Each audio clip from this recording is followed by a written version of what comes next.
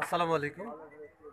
এই মুহূর্তে যারা আমার এই ভিডিওটি দেখছেন আপনাদের প্রত্যেককে আমার ভিডিওতে স্বাগত। আপনাদেরকে একটা মজার জিনিস দেখাবার জন্য আসলে এই ভিডিওটি নিয়ে আসা। বাংলাদেশের চমৎকার একটি জায়গা আছে, যে জায়গাটি হচ্ছে বরিশাল, এবং বরিশাল শহরের আরেকটি জায়গা হচ্ছে ঝালকাঠি। ঝালকাঠি নদীর ওই পারে হচ্ছে টেকনাফ বাজার আছে একটি। বাজারে একটি চমৎকার ব্রিজ আছে। এই ব্রিজটা দিয়ে হাজারো মানুষের প্রতিদিন পারাপার করতে হয়। এবং ওই পারে একটা স্কুল আছে, উচ্চ মাধ্যমিক, এবং একটা হাই স্কুল আছেন। আর এই নদী দিয়ে অনেকেরই যাতায়াত হয়, কিন্তু এই ব্রিজটি চমৎকার একটি ব্রিজ, কিন্তু এই ব্রিজের দাঁড়ালেও এই পাশে দেখেন বাঁশ দিয়ে একটা ব্রিজ আছে। তো বাংলাদেশের সব জায়গায় বাঁশ দিয়ে কাজ হয়, রড দিয়েও কাজ হয় জানতাম, বাঁশ দিয়েও কাজ হয়, কিন্তু সরাসরি দেখতে পাচ্ছি আমরা এই ব্রিজটা দিয়ে কতটুকু মানুষের যে যাতায়াত হয়। এবং এটা সেই সিডরের আঘাতে এই ব্রিজটা ভাঙার পরে বাংলাদেশের কোনো সরকারি আর এটার দিকে তাকায়নি, এবং এটা দিয়ে হাজারো মানুষের প্রতিদিন যাতায়াত হয়। এবং আমরা যদি তাদের সাথে কথা বলি তাহলে বুঝতে পারবেন তারা কতটুকু রিস্কের মধ্যে থেকে প্রত্যেকদিন এখান থেকে যাতায়াত করে থাকেন। তো এই এলাকাতে অনেক মন্ত্রী আছেন, এই এলাকায় একজন মন্ত্রীও আছেন, এই এলাকার এমপি আছেন, এই এলাকার চেয়ারম্যানরা আছেন, তারা প্রতিদিন দেখছেন, কিন্তু তারা আসলে বৃষ্টি নিয়ে তাদের মাথা ব্যথা নাই বললেই চলে। এবং তারা এটা নিয়ে তাকায় না, হয়তো তাকাবে, কারণ বাংলাদেশের দিকে একটা একটা জিনিস আছে বাংলাদেশে, সেটা হচ্ছে যখন বাংলাদেশে মানুষ আহত হয়, নিহত হয়, তখন ওই জায়গাটার দিকে মানুষ তাকায়, এর আগে কখনোই মানুষ তাকায় না।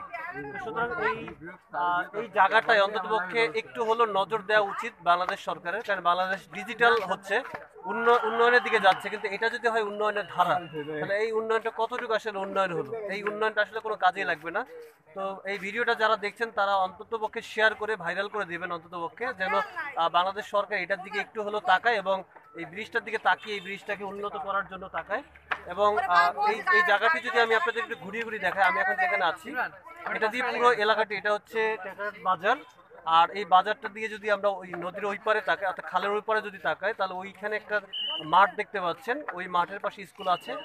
এবং এই লোকগুলোকে নিয়েই আমি এই মতো লাইভটি করছি, যদিও এটি আমার নিজের এলাকা না, কিন্তু তারপরে এই এলাকায় বেড়াতে এসে মনে হলো যে এই ভাঙা ব্রিজটা নিয়ে অন্তত একটা লাইভ করা উচিত। তো যারা এই লাইভটি দেখেছেন, এই লাইভটি দেখার পর অন্ততপক্ষের জন্য বাংলাদেশ সরকারের কান পর্যন্ত পৌঁছে যে না, এরকম একটি ব্রিজের সাথে সাঁকো দেওয়া আছে, এবং সাঁকো দিয়ে হাজারো মানুষের পারাপার হয়।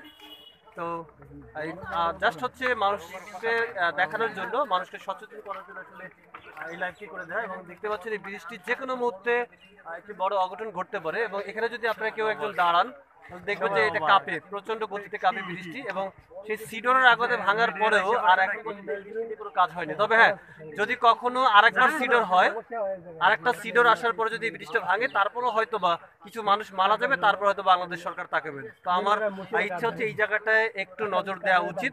এত উন্নয়ন দক্ষিণ অঞ্চলে, কিন্তু সব উন্নয়ন ঢাকা পড়ে যাচ্ছে একটি ব্রিজের কারণে। আর এরপর রাস্তার ওপারে যদি রাস্তার দিকে তাকাই, ওই রাস্তাগুলো যদি দেখেন এত ভাঙাচুরা, বাংলাদেশে আর কোথাও আছে কিনা কল্পনার বাইরে।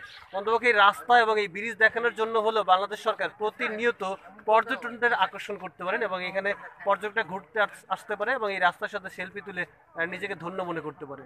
তো এইটুকু ছিল আমার লাইভের উৎস। যারা দেখেছেন তাদের অসংখ্য অসংখ্য ধন্যবাদ। সবাই ভালো থাকবেন, শান্তি থাকবেন, আর দোয়া করুন অন্তপক্ষে যেন এই ব্রিজটার কিছুটা হলেও কাজ হয় এবং সরকারের টনক নড়ে। আসসালামু আলাইকুম।